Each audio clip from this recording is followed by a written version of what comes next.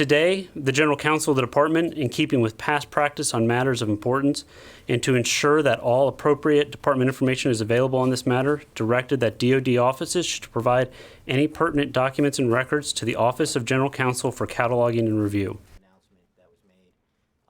In June of this year, DoD announced plans to provide $250 million in security assistance to Ukraine and funds for additional training, equipment, and advisory efforts to build the capacity of Ukraine's armed forces.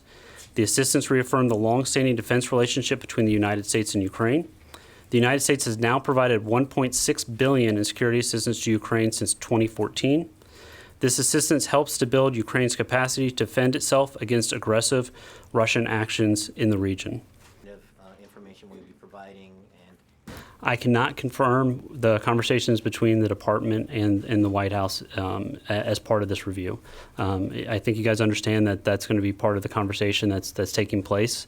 Generally, we're conversations with White House fall into a different category of things. And in this case, I'm not going to be able to comment on those.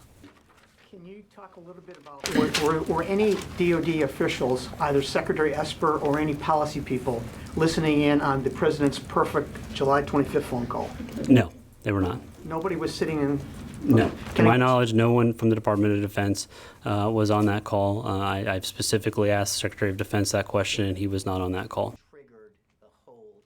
I just know for this particular call that my understanding is no one from DoD was on that call. Did Secretary Esper get the notes from the call or any kind of a transcript or readout from an I don't have an answer for you on that. What's the highest level of military demand? I would say the Secretary was aware that there was a delay and that we were working through it. Our goal continued and was persistent throughout was to get it out by the end of the fiscal year, and we were able to do that. So from our perspective, and the Secretary said, there was no impact on national security, and we were able to achieve what we set out to do. A normal operating procedure for our General Counsel. This morning, the Secretary had a call with Japanese Minister of Defense Kono, where they discussed North Korea.